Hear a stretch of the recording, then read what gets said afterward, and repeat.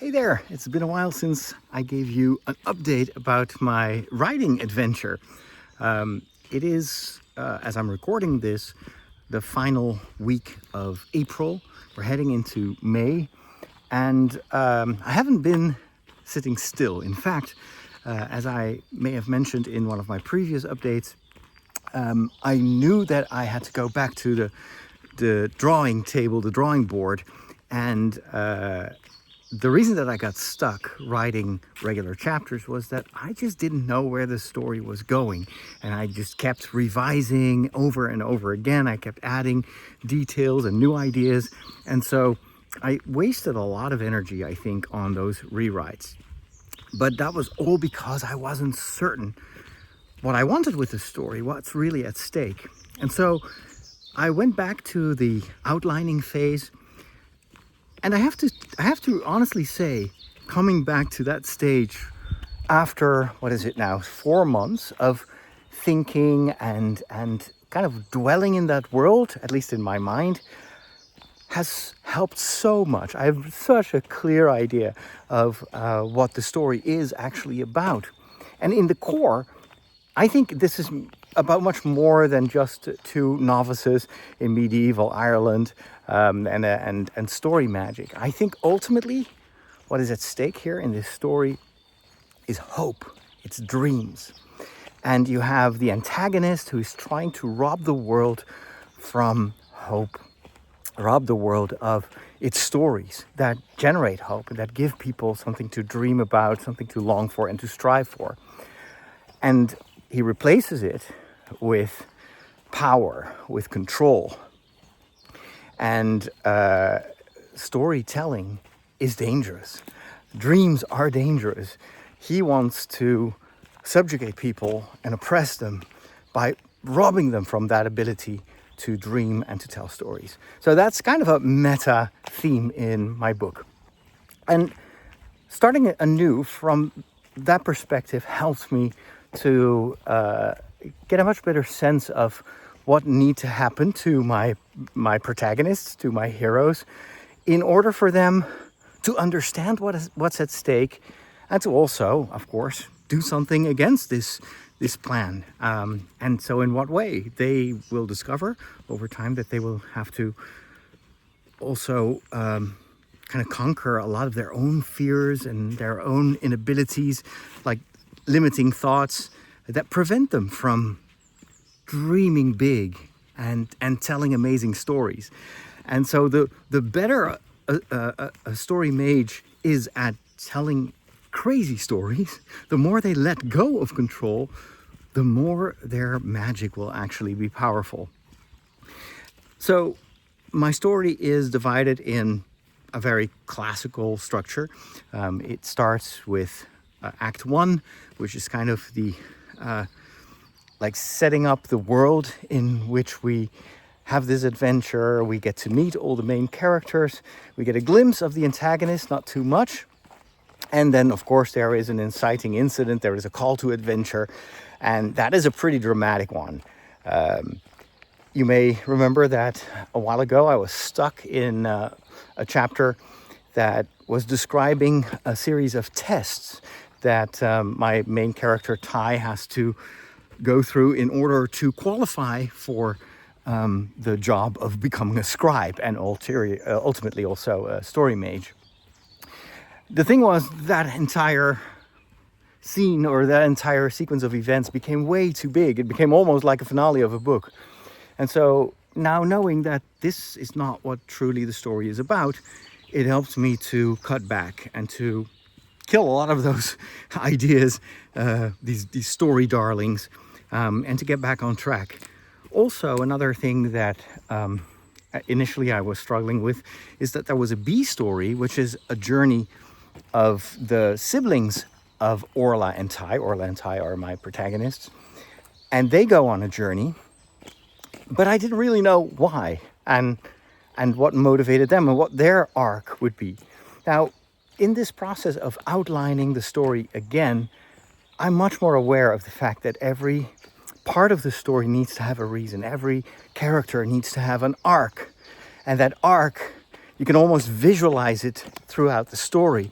It goes up and it goes down and it goes up again, and then ultimately, of course, they will have evolved into the people they aspire to be at the beginning of the story. And so knowing that, it actually became quite feasible to get the first act completely finished. And now this morning I finished the first half of the second act. So the second act is divided into two parts. One part goes up and the second part goes down. So in the first part, it's learning, it's discovering, it's the wonder of this new world that they step into. They also acquire a lot of abilities that they will need later on in the story. And then the second part of the second act, everything goes to hell. Everything goes wrong, and they encounter more and more resistance, and that will cause a lot of despair and inner turmoil. And then the third act, obviously, is going to be the moment where they have to go kind of beyond themselves and dream big and apply everything they've learned in order to win. And I think I came up with some really good arcs for that. So I'm super happy. I've also noticed that focusing on just working out this plot line and not forcing myself to write anything specifically has really kind of freed me up. For me, actually, this whole process is very much like learning story magic. I am myself also trying to overcome my own inhibitions and limiting thoughts. And I'm trying to learn how to focus on what's truly important. And so the story becomes stronger for that, and it becomes more powerful. So it's so funny that the whole process of writing this book is as if I am myself an apprentice magician. I am also still learning the ropes of how to apply story magic in the day-to-day chapters that I write. Another thing that is very helpful is to take every day the first part of the day for this process.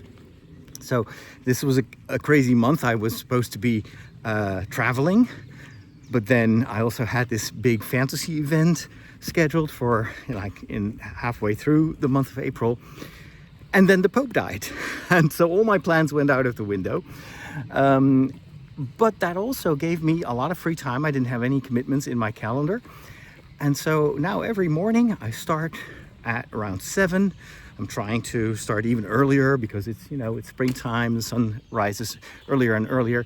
So ideally I'd start at 6. So I would have 4 or 5 hours to just focus on writing. So yesterday and today I had 4 consecutive hours of concentrated writing. I take these mini breaks. I follow the Pomodoro technique, which for me works wonders. And every time I keep coming back to this overall structure, and I fine tune it. And this whole kind of overview of the plot is pretty detailed. So hopefully at the end of this month, so I've got 2 more days. I've got tomorrow, and then on Thursday, it's the beginning of May. So actually I have 1 day. I want to finish the plot line and start writing chapters every day of the month of May. So I'm going to try. It's a bit of a dare. Like, can I actually push myself to write 1 chapter per day? The fact that I now have pretty detailed descriptions of what should happen in each chapter without really spelling it out. There's still a lot of unknowns, and I know where the story should be at the end of the chapter, including a cliffhanger at the end of each chapter. But to compose each part of this symphony, I will have I want to take every morning a couple of hours to do that, and then do the rest of my work.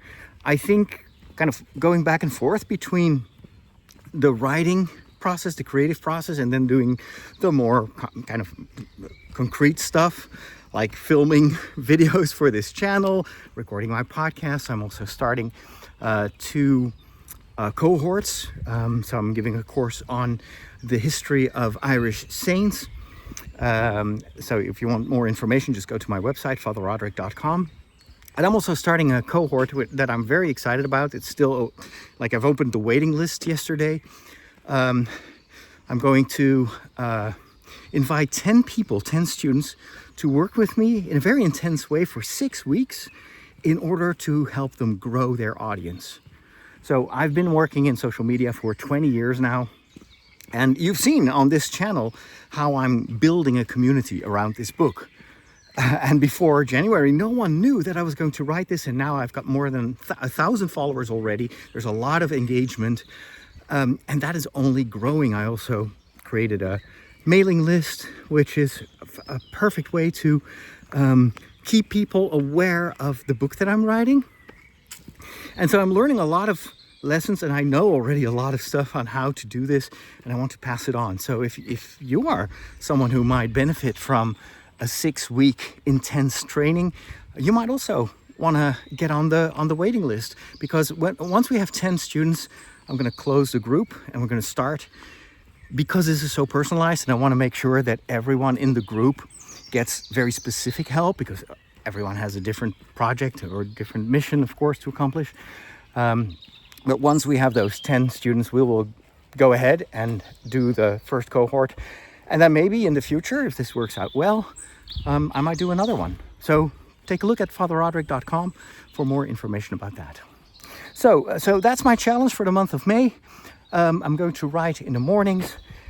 I'm going to craft a chapter each day, so that by the end of the month, I think that's 31 days, right? I should have 31 chapters. And I think if I can find a little bit of extra time, for instance, during the weekends, I might actually write 2 chapters per day, so that at the end of the month of May, I will have my 40 chapters. I will have basically the first draft ready to go into the second draft phase and the editing phase and everything that follows that. So I don't know if it's going to work, because I've tried this before, but I think I'm in a much better place now that the overall outline is coming together and really makes sense to me. That's not what I had when last time I tried to write a chapter per day.